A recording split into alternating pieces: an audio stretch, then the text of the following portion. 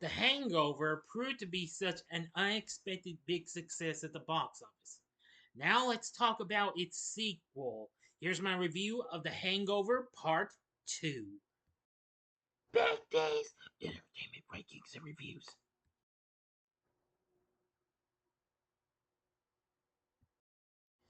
So, greetings, my fellow YouTubers, and welcome to Big D's Entertainment Rankings and Reviews.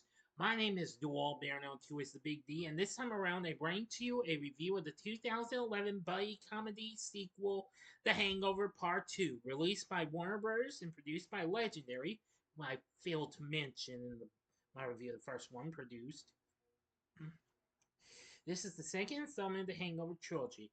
Once again, directed by Todd Phillips, who helmed the predecessor did this, and co-wrote the script with Craig Mazin and Scott Armstrong.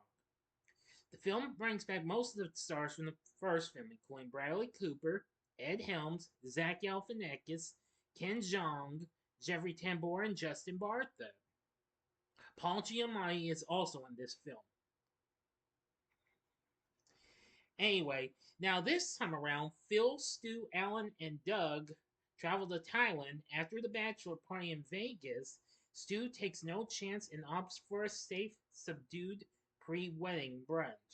And things don't go as planned, resulting in another bad hangover with no memories of the previous night.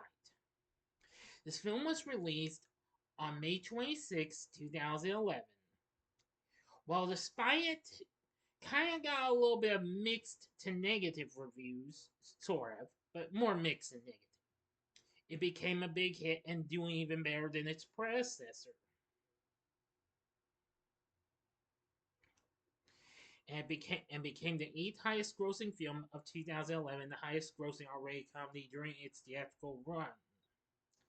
Now, if you haven't seen my review of the first Hangover, I advise you to click on that little card there so you can go and see my review of that before you go into this, or if you want to see it again.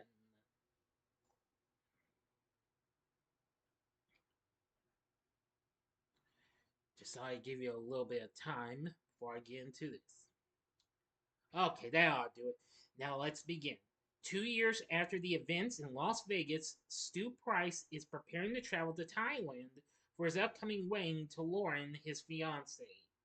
In order to avoid the events in Vegas, Stu initially doesn't allow his three best friends, Doug Billings, Phil Winnick, and especially Alan Garner, to accompany him. He also hosts his bachelor party at the IHOP with Phil and Doug. Tracy asks Doug to convince Stu to allow her brother Alan to accompany them to Thailand. Stu reluctantly allows his friends, including Alan, Tracy, and Phil's wife Stephanie, to go with him. At the airport, and much to Alan's dismay, they are joined by Lauren's 16-year-old brother, a Stanford University scholar named Teddy. At the rehearsal dinner, Lauren's father reveals his disapproval of Stu during a toast. Later that night, Stu hesitantly joins Phil, Doug, Alan, and Teddy for a beer. Sitting at a campfire and roasting marshmallows, the group toasts to Stu and Lauren's future happiness. The next day, Phil, Stu, and Alan awaken in a dilapidated hotel room in Bangkok with no memory of how they got there. Stu has a face tattoo similar to Mike Tyson's, and Alan's head is completely shaved. They meet a chain smoking capuchin monkey and discover that Leslie Chow followed them to Thailand on Alan's invitation. I'm sorry. They cannot find Tay, discovering only his severed finger. Chow begins to relate the events of the prior night, but he passes out after snoring a line of cocaine. Thinking Chow is dead, the panicked trio disposes of Chow's body in the hotel's icebox.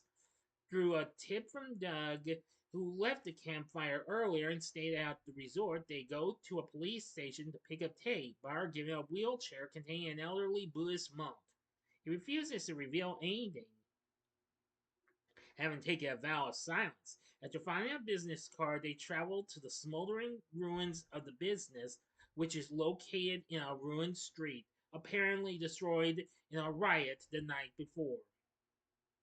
They enter a nearby tattoo parlor where Stu got his tattoo, and they learn that they started a fight that escalated into a riot. The trio returns the monk to his temple, where they are encouraged by the head monk to meditate. Alan manages to recall that they had been at a strip club where they learned that Stu engaged in anal sex with a transsexual woman. Ooh, not. Ugh. Sorry. Just had to say it in a little silently. I'm too scared to even say it out loud. Apologies. Upon exiting, the trio is attacked by two Russian mobsters who take the monkey, and one shoots Phil in his arm. After Phil is treated at a clinic, Alan confesses that he had drugged some of the marshmallows from the previous night with muscle relaxers and his ADHD medication in order to sedate Teddy, but accidentally mixed up the bags. Phil and Stu become furious that Alan drugged them again. Stu blames Alan for ruining his life and attacks him, but Phil breaks up and tells them that they have to stick together. During the scuffle, they notice an address and a time for a meeting written on Alan's stomach. They meet a gangster named Kingsley who demands Chow's bank account password by the following morning in exchange for Tay. They return to the hotel to try and find Chow's password, only to discover that he is still alive.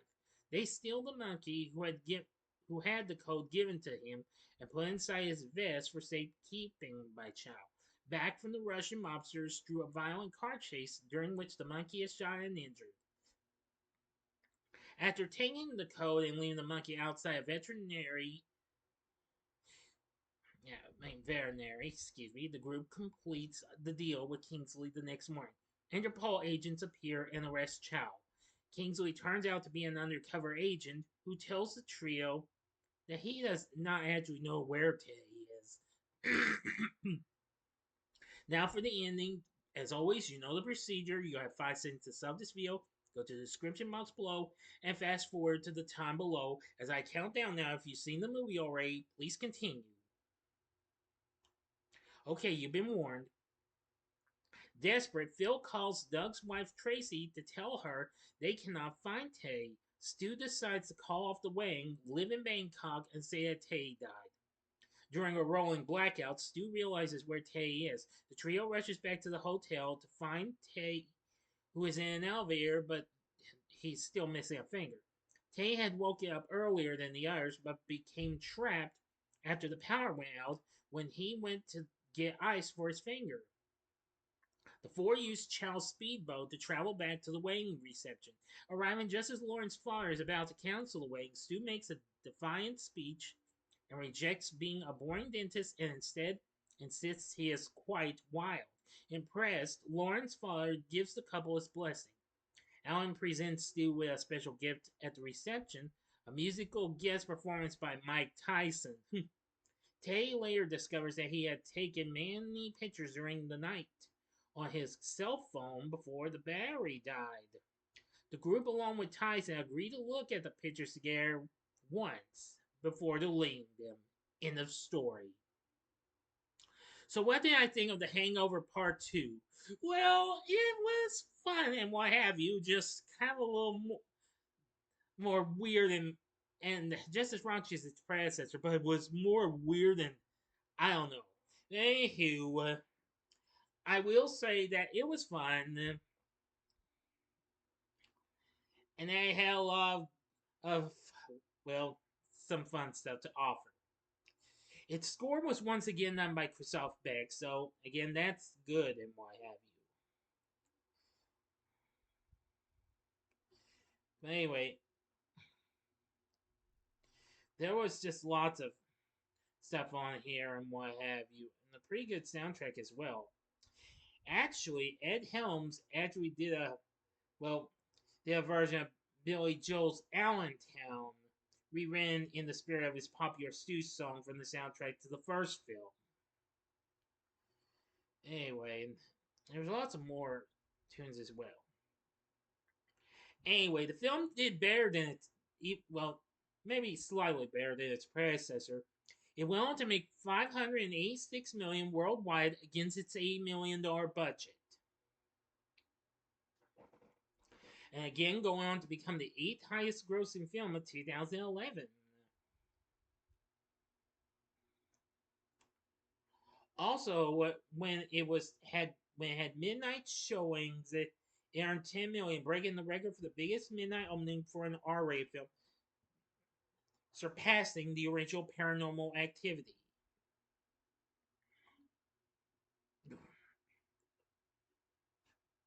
And also, it broke two further records: the highest grossing opening day for a live action comedy, and the highest grossing opening day for an R-rated comedy, replacing Sex in the City.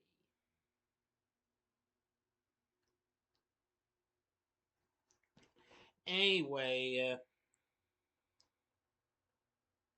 now of course it also sparked controversy and what have you. Yeah, well, first up was the monkey. Director Todd Phillips raised concerns after he joked that Crystal, of course, that was the player, the capuchin monkey, had become addicted to cigarettes after learning to smoke them for the film. And he later explained that Crystal never actually held a lit cigarette on the film's set, and the smoke was added digitally in post production. Despite this, PETA protested about Crystal's appearance in the film for use of exotic animals for entertainment purposes, and the film does not carry the Humane Association's disclaimer that no animals were harmed, since the group was denied said visits. Not only that, in an interview with New York Magazine, Ken Jeong responded to criticism over his character as an offensive caricature and stated that doing the character was very cathartic for him, and said the character has the inflections of Vietnamese with kind of the anger of his own Korean nature, although it's definitely not about an accent or a stereotype. Well, that's understandable. So anyway, yeah, it was, and also one of the pictures, but I won't that we see, but I won't get into that though. The film sets way low on Ryan. Well, maybe not 110% way low. It sits at 34% on Rotten Tomatoes, saying it's a crueler, darker, raunchier carbon copy of the first installment. The film lacks the element of surprise and most of the joy that helped make the original a hit. It has a score of 44 on Metacritic. However, CinemaScore gave it an A minus. Variety dissed the film, saying the stock dismissal, more of the same, has rarely been more accurately applied to a sequel than to this one, which ranks as little more than a faded copy of its predecessor superimposed on more brightly colored background. The Associated Press said, giving the people what they want is one thing, making nearly the exact same movie a second time, but saying the talent is just what, lazy, arrogant, maybe a combination of the two. The Chicago Sun-Times stated the film plays like a challenge to the audience's capacity for raunchiness. It gets laughs, but some of them are in disbelief. But in a positive review from the Hollywood Reporter, says what happens in Bangkok isn't as much fun as when it happened in Vegas, but it's still worth the trip. Yeah, I do agree. Well, I appreciate going to another place, but I still like the way it took place in Vegas in the first film. So yeah, it's factually a retrend of the first film in a way, but not completely. But overall, The Hangover Part 2 did have its moments and what have you. But it did so well that 2 years later, we would get a third one. Now, for our cast, we have Bradley Cooper back as Phil. He's still funny, leader of the gang, which they dubbed themselves the Wolf Pack. Ed Helms once again plays Stu. Zach Galifianakis once again plays Alan. Ken Jeong once again as Mr. Chow. Jeffrey Tambor as Sid Garner, Alan's father.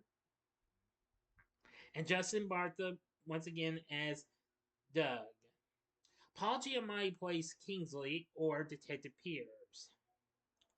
And there's many others in here, including Jamie Chung, Sasha Bareilles, Mason Lee, Gillian Vigman, plus several others.